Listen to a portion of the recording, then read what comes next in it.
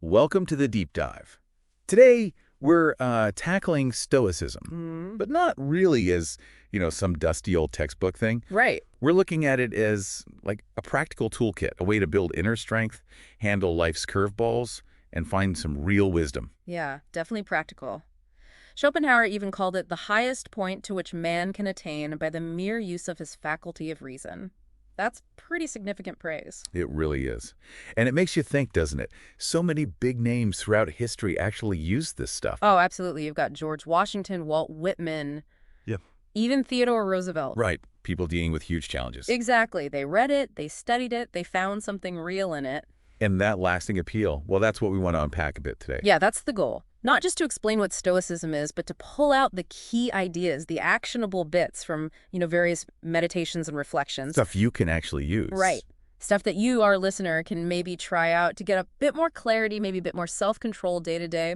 So we'll look at being present, managing desires, figuring out what's actually up to us, and building that inner resilience. Where should we start digging in? Well, I think the power of the present moment is really central. Marcus Aurelius talked about having certainty of judgment, action for the common good, and an attitude of gratitude right now, in this moment. Okay. Judgment, action, gratitude, now. Pretty much. It boils down to how do you see things? What do you choose to do? And what are you thankful for right here? Those are the things you actually control. Which feels almost radical today, doesn't it? With everything pulling at us. Totally. Phones buzzing, news cycles designed to make us mad, endless scrolling. Gossip, worries. It feels like all these outside forces just chip away at our ability to be present and think clearly. And what's interesting is the core problem isn't new. The Stoics didn't have smartphones, but they knew all about internal distractions, fears, desires, and external pressures. Marcus Aurelius was an emperor. He definitely had demands on his time. Good point. No shortage of distractions for him either. Right. So if you feel overwhelmed by information overload, Stoicism offers a way to filter the noise, reconnect with what's right in front of you, because really your experience is happening now. And focusing on the now seems tied to getting back some freedom, some control. It's easy to fall into habits, isn't it? Like that extra coffee, checking your phone without thinking, jumping into gossip, even biting your nails, little things. Those little compulsions, yeah, they add up. And they can kind of erode your feeling of being in charge. That's a really crucial point. It's not always about massive addictions. Often it's those small, almost unconscious habits that end up running the show. Like being on autopilot. Exactly. The Stoics saw the ability to consciously say no, even to something small, as building a kind of mental muscle. It's about noticing where you're on autopilot and choosing to take the wheel back. Makes you think about how we often look for outside fixes, though. Seneca knew wealth wasn't the answer, right? Even though he had plenty, he saw it only changes things on the surface. Yeah, it doesn't fix the internal stuff. That feeling of unease or wanting more. We keep thinking, if I just get that thing, then I'll be happy. But the Stoics keep pointing us back inside. Think about really wealthy people who live simply. Warren Buffett, maybe. Or athletes like Kawhi Leonard. Right. John Urschel, the mathematician, NFL player, too? Yeah.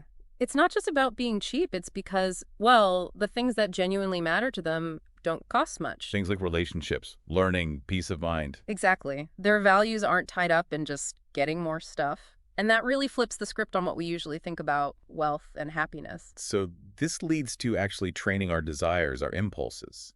Epictetus had a framework for this. He did. 3 areas, basically. First, figuring out what's truly good and bad, what to desire and what to avoid. Second, acting for the right reasons, ethically. Yeah. And third, critically examining our impulses before we act, not just blindly following them. So moving beyond just reacting. Yes.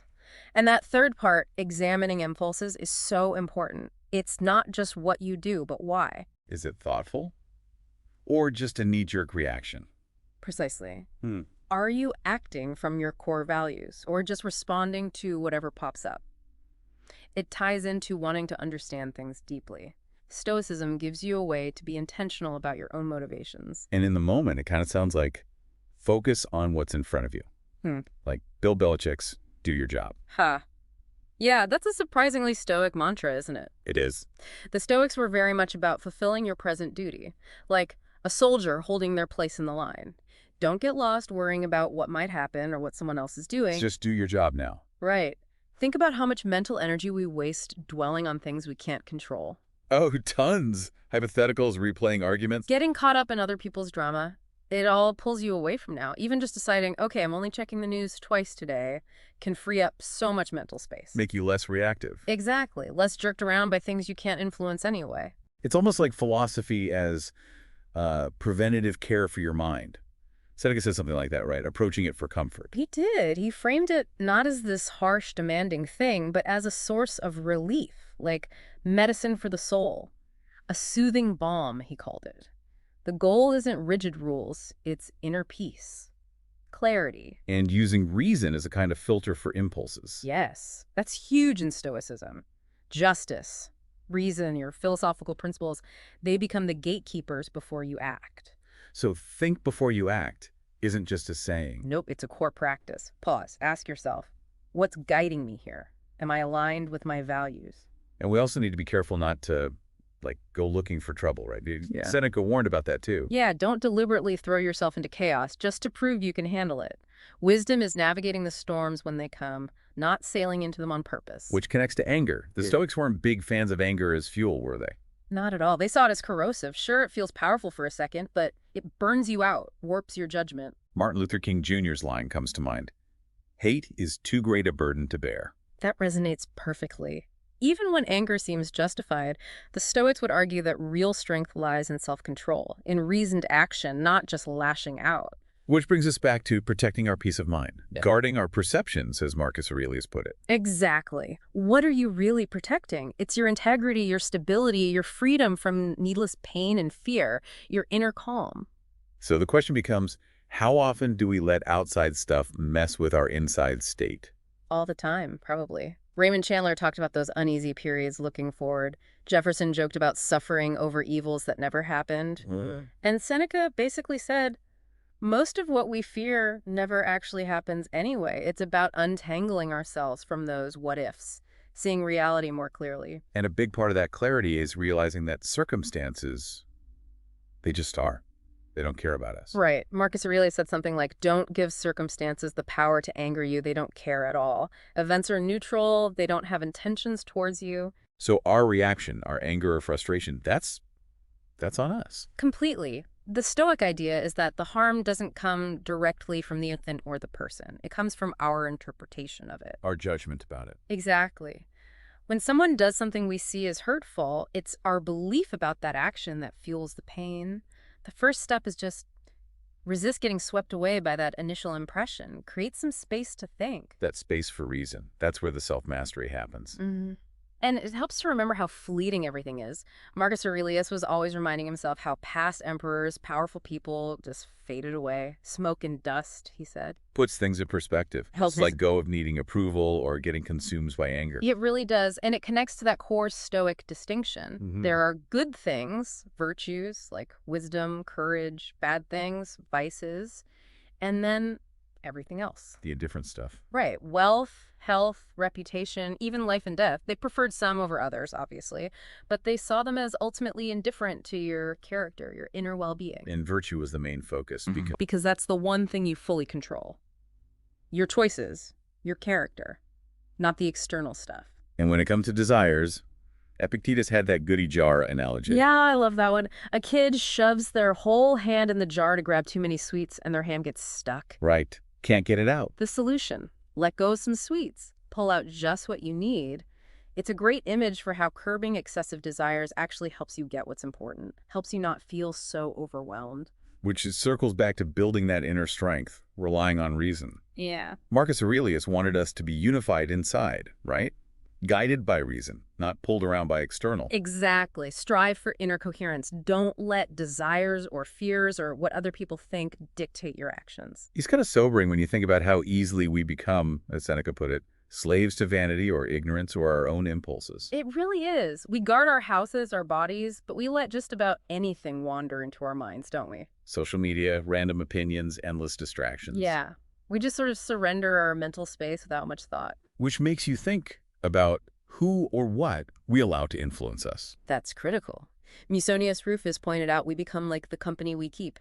Gato said it bluntly, tell me who you hang out with and I'll tell you who you are. So choosing your influences, whether it's people or books or media, that's part of Stoic self-care. Definitely. And when dealing with others, Socrates had that interesting idea. Nobody does wrong willingly. Meaning? Meaning people act based on what they think is good or right, even if they're totally wrong. It allows for a bit more compassion, maybe? Understanding instead of just condemnation. Maybe they're mistaken, not malicious.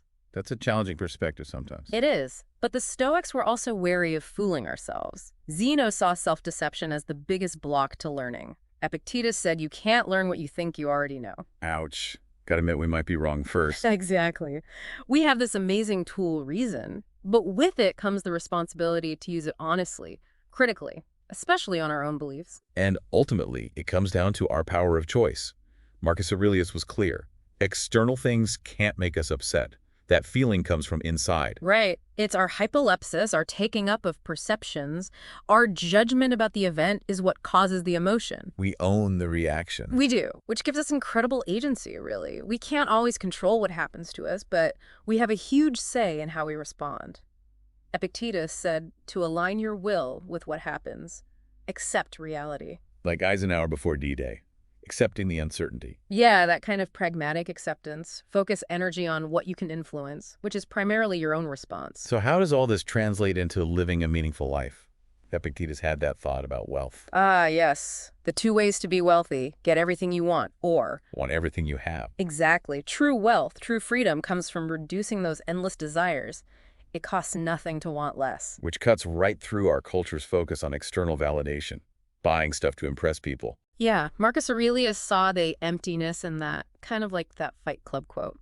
It's a trap that distracts from genuine inner peace. The Stoics kept hammering home, Yeah. act with reason, cultivate good character. Marcus Aurelius basically said your main job, your vocation, is just to be a good person. Like Belichick again, do your job. Be decent. Pretty much.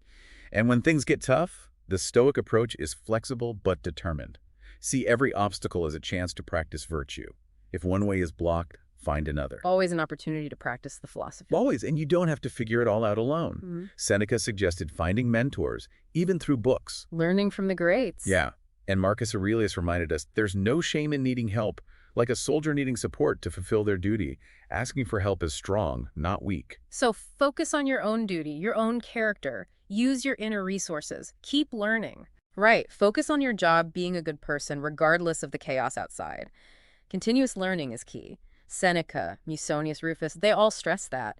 And it's practical, applicable to leadership, relationships, everything. Self-improvement is a lifelong thing. Absolutely. Epictetus saw it that way. And Marcus Aurelius gave those simple rules. Don't procrastinate. Be clear. Stay focused. Find inner harmony. Don't let busyness take over your whole life. And for leaders, Yeah. serve, don't seek credit. Yeah. Lead from duty. Okay, so what about when bad stuff does happen? Adversity. Equanimity is the goal. Marcus Aurelius said, receive honors and insults pretty much the same way, calmly. Don't get too high, don't get too low. And don't let work consume everything. Seneca and Solzhenitsyn both warned about that. Right. Remember, you're a whole person, not just your job title. Accept life's imperfections. Focus on what you can control. Think of Mandela in prison. Incredible resilience. Seneca said, silence, strength can come from suffering. And you can be principled and pragmatic like Lincoln. Start where you are, take small steps. Take charge of your thinking, like Franklin said. That's where the solutions start. And remember, philosophy isn't just for kicks. It's a guide for life's uncertainties. Be consistent in your character, in big things and small. Like Muggsy Bogues, turning his height into an advantage. Exactly. Find strength in challenges. And ultimately, take responsibility. If you're troubled, Epictetus said, blame your own judgments, not external things. Don't jump into fights you can't win. Focus on the contest of your own choices. Right. And happiness doesn't depend on having lots of stuff. It's internal. Minimize wants, maximize freedom. And maybe cut others some slack, too. Remembering times we messed up. Definitely. Extend that same grace you'd hope for. Forgive their mistakes, just like you hope others forgive yours. Okay, let's talk fortitude. Resilience. Inner strength being better than good luck. Yeah, the Stoics were big on that. Cato trained himself to endure hardship. Seneca called the philosopher's school a hospital for the soul. You confront tough truths to get stronger. That hard winter training Epictetus mentioned. Prepare for challenges. Like Viktor Frankl in the camps, he realized his attitude, his inner response, was still his own, even there. Wow. And fear. Seneca said fear dominates too much of life. Roosevelt's fear itself line fits right in. The Stoics would say, don't let it rule you. They even suggested practicing misfortune, like imagining bad things. Yeah, to desensitize yourself. Practice poverty, practice discomfort in small ways so it doesn't paralyze you when real challenges hit. And when you do get knocked down, get back up quick. Regain composure. Exactly. Difficulties are like sparring partners, Epictetus said. They make you tougher. Relying only on external things makes you fragile. A lot of slavery is self-imposed then. Seneca thought so. Inner strength, character that's the reliable foundation, not hoping things always go your way. Your ability to use circumstances wisely, that's your real power. Think of Seneca facing death, relying on his virtue. Powerful. Okay, how about getting along with others? Interconnectedness. Huge theme for Marcus Aurelius. We're all linked, meant to cooperate. So forget revenge. Focus on healing yourself, not becoming like the person who hurt you. That was Seneca's advice, too. Give people the benefit of the doubt. Try to. Avoid rushing to judgment. Holmes had that line about a dog knowing the difference between being tripped over and being kicked. Intent matters. And every interaction is a chance for kindness. Seneca believed that. But also be discerning. Marcus Aurelius warned about the wolf befriending sheep. Watch out for insincerity. But also, check yourself. Are you being a true friend? Oof.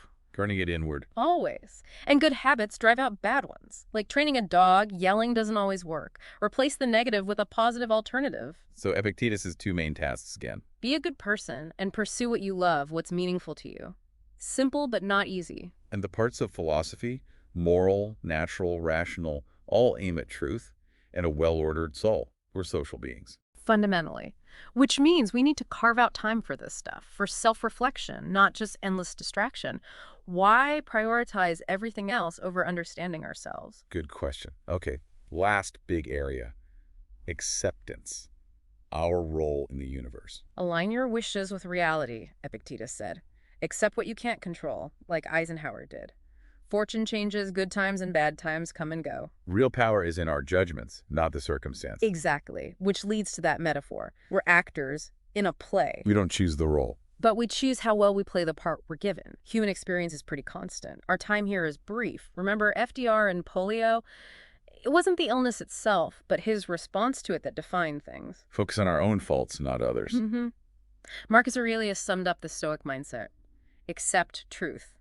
Act for the common good. Limit desires to what's in your power. Embrace your part in nature. Even a moment of wisdom brings lasting happiness. Chrysippus thought so. But attachment to things outside your control, that destroys your freedom of choice. Epictetus de Mello warned about that. And avoiding anger shows strength. Seneca's point. Which brings us to the dog and cart. Ah, yes. You can walk willingly beside the cart. Or get dragged along, kicking and screaming. The path is the same. Your experience of it is your choice. Willing acceptance or painful resistance. So wrapping up, Stoicism really offers this potent set of tools for wisdom, resilience, self-mastery. Yeah, it's incredibly practical. And the core message keeps coming back. Focus your energy where it counts on your thoughts, your judgments, your actions, what you control. Don't get tossed around by external events. Right. Try not to be. Which leads to the question for you, the listener. What really stood out for you today? Yeah, what specific idea resonated? Maybe take a moment after this. Reflect on how you could start applying even one small principle in your own life. It's really about ongoing practice and exploration. Definitely food for thought. And maybe we should end with that powerful Seneca quote. Oh, the one about preparing our minds. Yeah. Let us prepare our minds as if we'd come to the very end of life. Let us postpone nothing. Let us balance life's books each day. The one who puts the finishing touches on their life each day is never short of time. Powerful stuff. Don't wait. Engage now. Exactly. Thanks for taking this deep dive with us.